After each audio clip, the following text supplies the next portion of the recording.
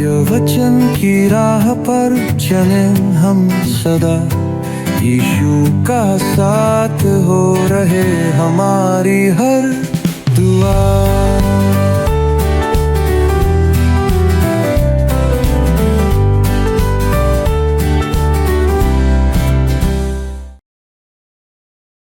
प्रिय मित्रों, आप सभी को प्रेम भरा नमस्कार। मुझे आशा है कि आप मीका नबी के अध्ययन के लिए तैयार बैठे हैं। एक बार पुनः इस प्रसारण में आपका स्वागत है। दोस्तों, आज हम मीका की पुस्तक के अंतिम भाग पर मनन करेंगे और इस पुस्तक के मुख्य पद अर्थात 7वें अध्याय के 18वें पद से आगे बढ़ेंगे, जो हमें परमेश्वर की 3 विशेषताओं को प्रकट करता है। यही परमेश्वर के गुण हैं। तो चलिए मित्रों, हम आगे बढ़ते हुए उन गुणों को जानते हैं जो परमेश्वर को विशिष्ट बनाता है। प्रिय मित्रों, आप सभी पर हमारे परमेश्वर पिता का अनुग्रह और शांति बहुतायत से बनी रहे। आइए हम अपने अध्ययन में आगे बढ़ते हैं और मीका के अध्ययन के अंतिम भाग का अध्ययन आरंभ करते हैं।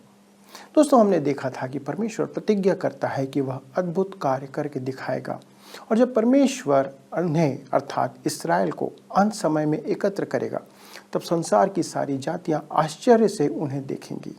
अब हम मीका 7 अध्याय के अंतिम 2 पदों को देखते हैं, जिसका विषय है स्तुति गान। मीका अब अपना स्वर ऊंचा करता है और उनसे प्रश्न पूछता है। आइए हम पढ़ें मीका 7 उसका 18। तेरे समान ऐसा परमेश्वर कहाँ है जो अधर्म को क्षमा करे और अपने निज भाग के बचे हुओं के अपराध को ढांप दे। वह अपने क्रोध को सदा बनाए नहीं रखता, क्योंकि वह करुणा से प्रीति रखता है। दोस्तों, हम थोड़ा आगे बढ़कर इस पद पर विस्तार से चर्चा करेंगे, पर मीका यहाँ कहता है कि परमेश्वर कौन है और इस कारण वह क्या करेगा। आगे पद 19 और 20 में मीका कहता है, वह फिर हम पर दया करेगा और हमारे अधर्म के कामों को लताड़ डालेगा। तू उनके सब पापों को गहरे समुद्र में डाल देगा। तू याकूब के विषय में वह सच्चाई और अब्राहम के विषय में वह करुणा पूरी करेगा, जिसकी शपथ तू प्राचीन काल के दिनों से लेकर अब तक हमारे पितरों से खाता आया है।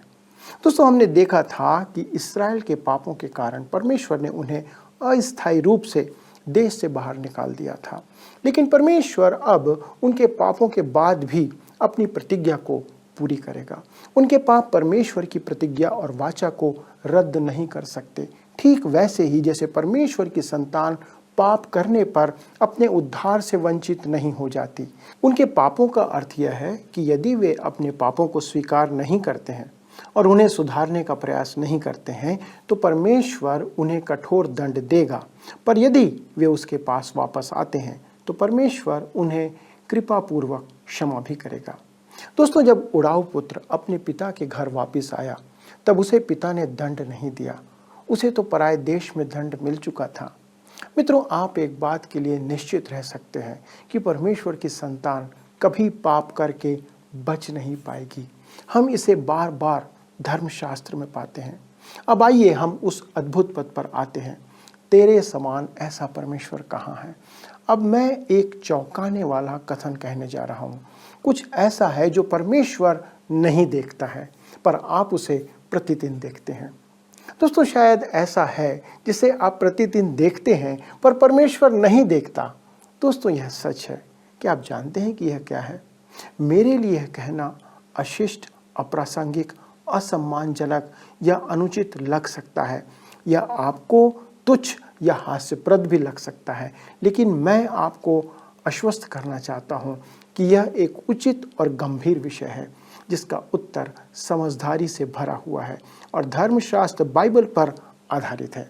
यहाँ मीका भविष्यवक्ता एक गहन प्रश्न पूछता है, तेरे समान ऐसा परमेश्वर कहाँ है? और यह प्रश्न एक विचारशील उत्तर की मांग भी करता है। प्रश्न की प्रकृति ही एक रहस्यमय विषय का उत्तर सुझाती है। वैसे यह प्रश्न पवित्र शास्त्र बाइबल में पहली बार नहीं पूछा गया है।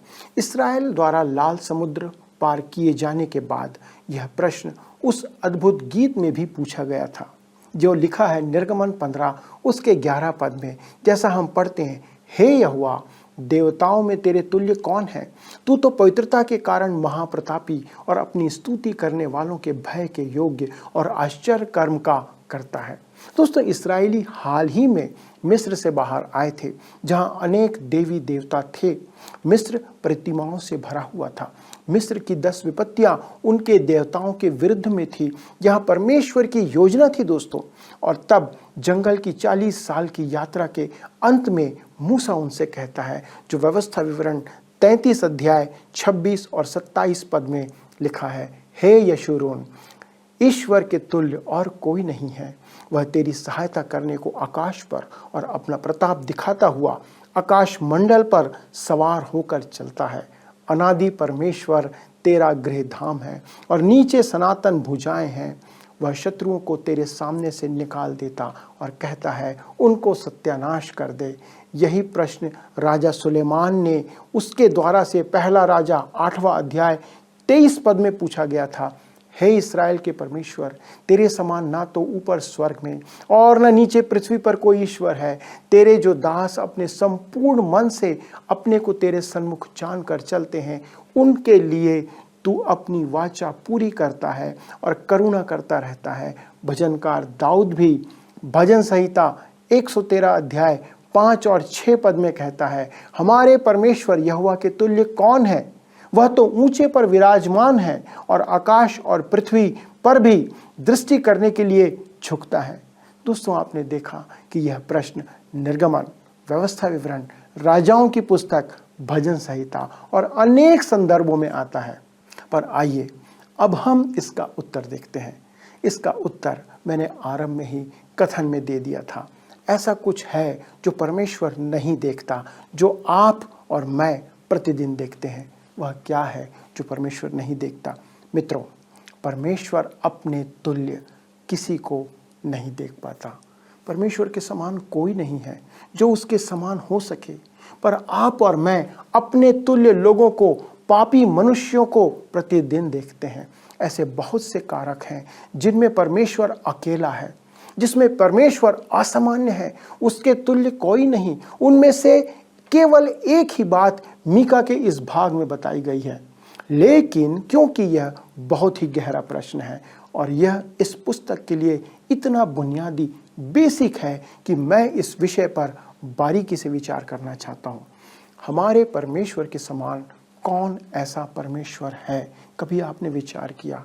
बाइबल का परमेश्वर सृष्टि करता है, हमारा परमेश्वर रचनाकार है, पर अन्य रचना मात्र हैं। वो सब परमेश्वर द्वारा बनाए गए हैं। रोमी 1 अध्याय 21 से 23 पद में पौलुस लिखता है, इस कारण कि परमेश्वर को जानकर भी उन्होंने परमेश्वर के योग्य बड़ाई और धन्यवाद ना किया, परंतु व्यर्थ विचार करने लगे, यहाँ तक कि उनका निर्बुद्धि मन अंधेरा हो गया।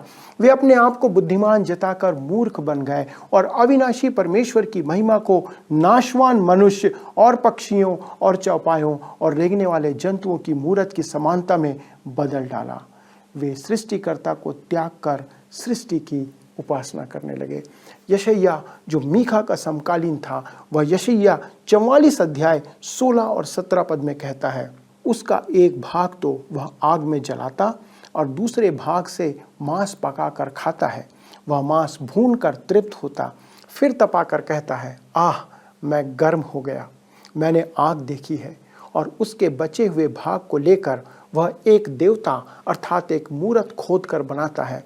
तब वह उसके सामने प्रणाम और दंडवत करता और उसे प्रार्थना करके कहता है, मुझे बचा ले क्योंकि तू मेरा देवता है।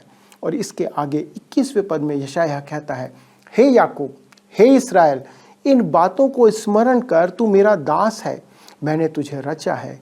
हे इस्राएल, तू मेरा दास है, मैं तुझको ना भूलूंगा। दोस्तों, याद रखिए, हमारा परमेश्वर हमारा सृष्टि करता है, आपको और मुझको बनाने वाला है। आप कह सकते हैं हम तो प्रतिमा आराधना नहीं करते हैं, पर आपने देखा है कि मीका की पुस्तक इस्राएलियों के इन पापों के बारे में कहती है जो प्रतिमा आराधना के तुल्य हैं, उसके समान हैं।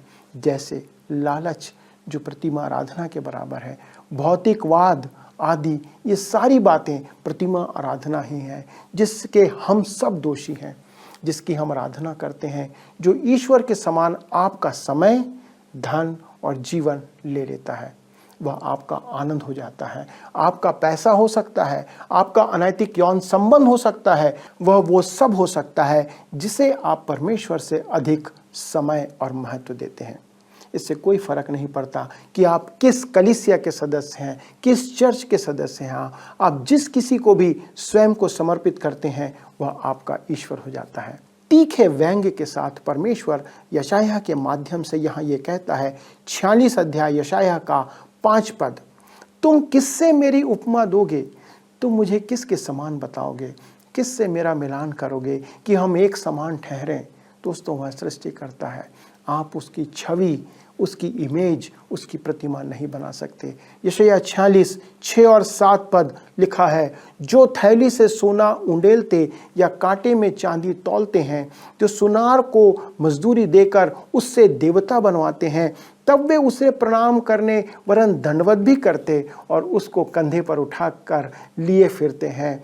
वे उसे उसके स्थान में रख देते और वह वहीं खड़ा रहता है।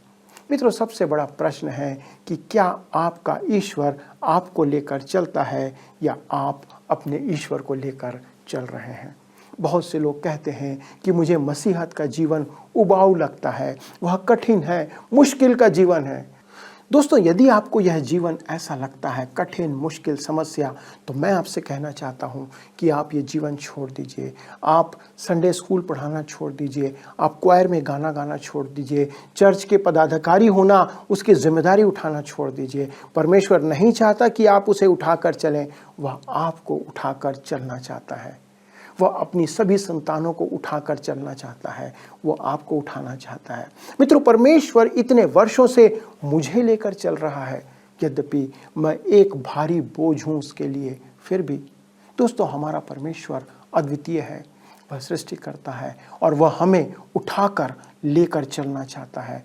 उत्पत्ति 1 अध्याय के 1 पद में लिखा है, आदि में परमेश्वर ने आकाश और पृथ्वी की सृष्टि की और इसके परे जाना ईश्वर की निंदा करना है। आप उससे परे नहीं जा सकते, क्योंकि भजन संहिता 90 अध्याय 2 पद में लिखा है, इससे पहले कि पहाड़ उत्पन्न हुए या तूने पृथ्वी और जगत की रचना की, वरन अनादि काल से अनंत काल तक तू ही परमेश्वर है। दोस्तों, मित्रों, वो सृष्टि करता है, वो सृष्टिकर्ता हमारा परमेश्वर है। बाइबल का परमेश्वर पवित्र और धर्मी है। यह एक ऐसी बात है जो मीका की इस छोटी सी पुस्तक और बाइबल की 66 पुस्तकों के लिए एक महत्वपूर्ण संदेश देती है। परमेश्वर पवित्र और धर्मी है। यह परमेश्वर अन्य सभी ईश्वरों की तुलना में अलग है, विपरीत है, उसके समान कोई नहीं है। ओलंपस पर्वत के शीर्ष पर यूनान का देवता केवल मनुष्य द्वारा स्वयं का प्रक्षेपण था। वह मानव जाति का बड़ा रूप था। वे क्या कर रहे थे? वे वयस्क बच्चों के समान व्यवहार कर रहे थे, जिनमें पाप और दोष थे। वे द्वेषपूर्ण और प्रतिशोधी थे। वे आकर्षक नहीं थे। मित्रों, यह परमेश्वर पर आरोप और कलंक लगाना है। क्या आपने कभी ध्यान दिया कि धर्मशास्त्र बाइबल में हम कितनी बार परमेश्वर की पवित्रता की सुंदरता के बारे में पढ़ते हैं? मेरे मित्रों, हमारा परमेश्वर अति सुंदर है, देखने के योग्य है। स्मरण रखें कि उसने अपने लोगों से कहा था, भजन संहिता 50 उसका 21 में लिखा है, तूने समझ लिया कि परमेश्वर बिल्कुल मेरे समान है। वो कहता है, मैं तुम्हारे समान नहीं हूँ, तुम नीच हो और नीच काम करने के लिए गिर जाते हो, पर मैं पवित्र और धर्मी हूँ। यशायाह 55 8 अध्याय में वो कहता है, मेरे विचार और तुम्हारे विचार एक समान नहीं है, न तुम्हारी गति और मेरी गति एक सी है। मित्रों, परमेश्वर पवित्र है और पाप से घृणा करता है। वह पाप से क्रोधित होता है। वह पाप को देखकर व्याकुल हो जाता है मेरे मित्रों। और पाप के विरुद्ध परमेश्वर का क्रोध प्रकट होना ही चाहिए। यही कारण है कि न्याय और दंड अवश्य आएगा। उससे बचने का कोई रास्ता नहीं है। परमेश्वर का न्याय और दंड आकर ही रहेगा। किसी भी राष्ट्र के लिए मीका की पुस्तक वास्तविक रूप से उपयोगी है। पिछली सदी की सभी घटनाओं पर विचार करें तो आप देखेंगे जिन्होंने इस पूरे संसार को हिलाकर रख दिया, जिसमें आप और मैं रहते हैं। यह वह संसार नहीं है जो आज से कुछ वर्षों पूर्व हुआ करता था। इन सब का क्या अर्थ है? मित्रों, हमारा परमेश्वर पवित्र है और पाप के प्रति अपना क्रोध प्रकट कर रहा है। वह इसका न्याय करेगा। मैं विश्वास करता हूँ कि पापियों के लिए भविष्य में वह न्याय का दिन आ रहा है। जो मसीह यीशु को ग्रहण नहीं करेंगे, पर आज परमेश्वर उन पर काम करने के लिए आगे बढ़ रहा है। और मैं विश्वास करता हूँ कि हम परमेश्वर के क्रोध का सामना कर रहे हैं। एक ईश्वर विहीन राष्ट्र, परमेश्वर का इनकार करने वाला राष्ट्र, उसका परिणाम उसे भुगतना पड़ेगा। हमें यह भी याद रखना होगा मित्रों कि व्यक्तिगत तौर पर आप और मैं पापी हैं और हमें पाप क्षमा के लिए परमेश्वर के पास परमेश्वर के तरीके से ही आना होगा। इसका अर्थ है अपने परमेश्वर के साथ नम्रता से चलना। आप अपने किए हुए पर घमंड करते हुए उसके पास नहीं आ सकते, पर आप अपने पापों को स्वीकार करते हुए नम्रता से उसके पास आ सकते हैं और आप उससे कह सकते हैं, हे परमेश्वर, मैं पापी हूँ, मुझे उद्धार चाहिए, मुझे पापों की क्षमा चाहिए। आपको उसके द्वारा प्रदत्त उद्धार आज स्वीकार करना होगा, क्योंकि आप अपनी धार्मिकता के द्वारा स्वर्ग नहीं जा सकते। 11वीं सदी के एक महान विचारक एंसेलम ने कहा था, मैं पाप किए बिना नरक जाना पसंद करूंगा बजाय इसके कि पाप के साथ स्वर्ग जाऊं। यह एक महान कथन है जो आपको हिला कर रख देगा। दोस्तों, बाइबल का परमेश्वर अधर्म को क्षमा करता और दया से प्रसन्न होता है। जैसा पद 18 में लिखा है, तेरे समान ऐसा परमेश्वर कहाँ है जो अधर्म को क्षमा करे और अपने निज भाग के बचे हुओं को, उनके अपराधों को ढांप दे। वह अपने क्रोध को सदा बनाए नहीं रखता, क्योंकि वह करुणा से प्रीति रखता है। इसी बात में हमारा परमेश्वर अद्भुत और आश्चर्यजनक रूप से भिन्न है। उसके समान कोई नहीं है मित्रों।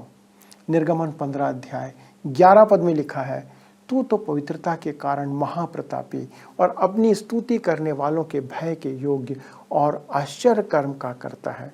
दोस्तों, क्या आपको परमेश्वर द्वारा किए गए कुछ आश्चर्य कर्म याद हैं? आइए हम पढ़ते हैं निर्गमन 33 उसका 18 और 19। मूसा ने कहा, मुझे अपना तेज दिखा दे। उसने कहा, मैं तेरे सन्मुख होकर चलते हुए तुझे अपनी सारी भलाई दिखाऊंगा और तेरे सन्मुख यहोवा नाम का प्रचार करूंगा, और जिस पर मैं अनुग्रह करना चाहूं उसी पर अनुग्रह करूंगा और जिस पर दया करना चाहूं उसी पर दया करूंगा। परमेश्वर ने कहा, मूसा, मैं यह तेरे लिए करूंगा, इसलिए नहीं कि तू मेरे लोगों का अगुआ है, पर इसलिए कि मैं अनुग्रहकारी और दया दिखाता हूँ, और ऐसा मैं सभी के लिए करता हूँ। आपको केवल उसके पास आकर उसकी दया की विनती करना है। वह धर्मी और भला है और कोई उसके समान नहीं है। आगे निर्गमन 34 5 से 7 में लिखा है, तब यहोवा ने बादल में उतरकर उसके संग वहाँ खड़े होकर यहोवा नाम का प्रचार किया। यहोवा उसके सामने होकर यूं प्रचार करता हुआ चला, यहोवा यहोवा ईश्वर दयालु और अनुग्रहकारी, कोप करने में धीरजवंत और अति करुणामय और सत्य, हजारों पीढ़ियों तक निरंतर करुणा करने वाला, अधर्म और अपराध और पाप का क्षमा करने वाला, परंतु दोषी को वह किसी प्रकार निर्दोष ना ठहराएगा। वह पितरों के अधर्म का दंड उनके बेटों वरन पोतों और परपोतों को भी देने वाला है। मित्रों, वह एक अद्भुत परमेश्वर है जो दोषी को दोष मुक्त नहीं करता। पाप के होने से अनंत काल तक पाप तो पाप ही रहेगा। दोस्तों, द ग्रेट डिवाइड नाटक का नायक कहता है, स्वर्ग में कार्यरत एक भी स्वर्गदूत उसे अंश मात्र भी नहीं बदल सकता, पर परमेश्वर एक पापी को क्षमा कर सकता है और उसे दोष मुक्त कर सकता है, क्योंकि उसकी पवित्रता मसीह यीशु की प्रतिस्थानिक मृत्यु अर्थात हमारे स्थान पर मरने के द्वारा संतुष्ट हो गई है। पवित्र शास्त्र बाइबल में परमेश्वर की क्षमा को कई अलंकारों के द्वारा से दर्शाया गया है, जिनमें से कुछ इस प्रकार हैं। उसकी क्षमा हमारे उस कर्ज या ऋण के समान है जिसे चुकाया जा चुका है। यशायाह 43:25 में लिखा है, मैं वही हूँ जो अपने नाम के निमित्त तेरे अपराधों को मिटा देता हूँ और तेरे पापों को स्मरण ना करूँगा। प्रेरितों का काम 3 अध्याय 19 पद में पतरस कहता है, इसलिए मन फिराओ और लौट आओ कि तुम्हारे पाप मिटाए जाएं। परमेश्वर के बही खाते में मैं कर्जदार हूँ, क्योंकि रोमी 6:23 में लिखा है क्योंकि पाप की मजदूरी तो मृत्यु है। परंतु पहला कुरिन्थियों 15 अध्याय के 22 में लिखा है, जैसे आदम में सब मरते हैं। यिर्मयाह 3:22 में लिखा है, हे भटकने वाले लड़कों लौट आओ, मैं तुम्हारा भटकना सुधार दूंगा। तथा यशायाह 61 उसके 1 में प्रतिज्ञा की गई है, मैं खेदित मन के लोगों को शांति दूंगा। और अंततः परमेश्वर की क्षमा को हमारे जीवन में पाप के प्रदूषण की मलिनता को शुद्ध करने के रूप में चित्रित किया गया है। तीतुस 3:5 में लिखा है, तो उसने हमारा उद्धार किया और यह धर्म के कामों के कारण नहीं जो हमने आप किए, पर अपनी दया के अनुसार नए जन्म के स्नान और पवित्र आत्मा के हमें नए बनाए जाने के द्वारा हुआ। वैसे ही पहला यूहन्ना 1:7 लिखा है, और उसके पुत्र यीशु का लहू हमें सब पापों से शुद्ध करता है। मित्रों, हमारा परमेश्वर अद्भुत है। दोस्तों, अब प्रश्न है कि परमेश्वर हमारे पापों को कैसे क्षमा करता है। परमेश्वर पापों को तब तक क्षमा नहीं करता जब तक कि पाप का ऋण चुकाया ना जाए, और प्रभु यीशु मसीह ने क्रूस पर पाप का पूरा पूरा ऋण चुका दिया था। उसने हमें छुड़ा लिया। हम पाप में बिक चुके थे। हमने परमेश्वर की पवित्रता का अपमान किया है। हम उसके ऋणी हैं, हम उसके कर्जदार हैं। हम में पाप की बीमारी है और परमेश्वर पाप की बीमारी को स्वर्ग नहीं ले जा सकता, पर मसीह यीशु ने पापों का कर्ज चुका दिया है, और मसीह यीशु ही है जो हमें क्षमा करता है, हमें शुद्ध करता है।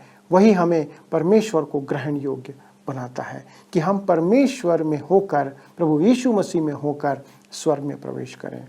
लिखा है, तेरे समान ऐसा परमेश्वर कहाँ है जो अधर्म को क्षमा करे और अपने निज भाग के बचे हुओं के अपराध को ढांप दे। वह अपने क्रोध को सदा बनाए नहीं रखता, क्योंकि वह करुणा से प्रीति रखता है। वह फिर हम पर दया करेगा और हमारे अधर्म के कामों को लताड़ डालेगा। तू उनके सब पापों को गहरे समुद्र में डाल देगा। दोस्तों, इससे उत्तम क्या हो सकता है कि हमारा परमेश्वर ऐसा अद्भुत परमेश्वर है जो पापों को क्षमा करता है। आइए हम उसके पास आएं और आज ही अपने पापों से क्षमा प्राप्त करें। एक दिन सभी क्षमा प्राप्त मनुष्य स्वर्ग जाएंगे, पर इसलिए नहीं कि वे भले हैं या धर्मी हैं, पर इसलिए कि यीशु मसीह उनके लिए उस क्रूस पर मरा और उसके पापों का ऋण पूरा पूरा चुका दिया गया है। आइए हम प्रार्थना के साथ इस अध्ययन को समाप्त करें। स्वर्गीय पिता, धन्यवाद देते हैं आपके प्रेम और दया के लिए। धन्यवाद देते हैं प्रभु कि आपके जैसा परमेश्वर कहाँ है।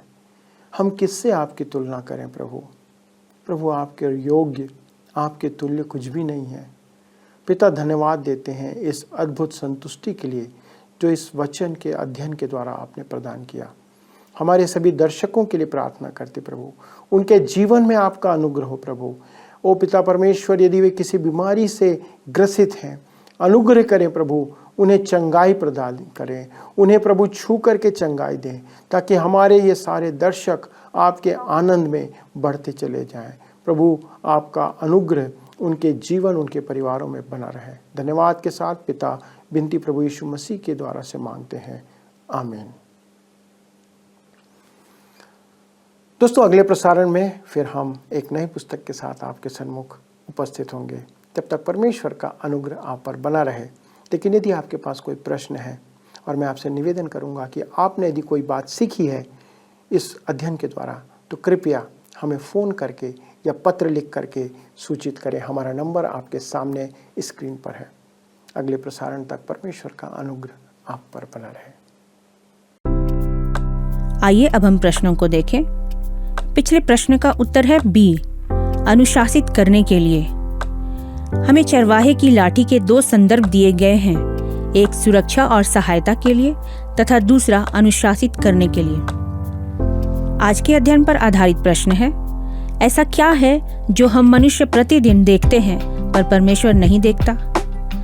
ए, पापी मनुष्य, बी, धर्मी मनुष्य, सी, सच्चा मनुष्य, डी, परमेश्वर के तुल्य किसी को। मित्रों, इस प्रश्न का उत्तर हमें कल सुबह 6 बजे से पहले विकल्प A, B, C या D के साथ अपना नाम, पता, स्थान के साथ 9651433397 पर SMS या WhatsApp करें। आपने देखा मित्रों, परमेश्वर ही है जो अधर्म को क्षमा करता है, हमारे अपराधों को ढांपता है और हम पर करुणा करता है। संसार में ऐसा कोई नहीं है जो ऐसा कार्य करे, और मीका की छोटी पुस्तक इस बात को सत्यापित करती है। यदि हमें हमारे रचयिता परमेश्वर को जानना है तो हमें इस परमेश्वर को जानना और उसके पास आना होगा। मित्रों, इसी के साथ मीका की पुस्तक का अध्ययन समाप्त होता है। अगले प्रसारण में हम एक नई पुस्तक का अध्ययन आरंभ करेंगे, पर इस पुस्तक के अध्ययन पर हम आपके विचार जानना चाहते हैं, तो कृपया हमें फोन या SMS के द्वारा संपर्क कर सूचित करें।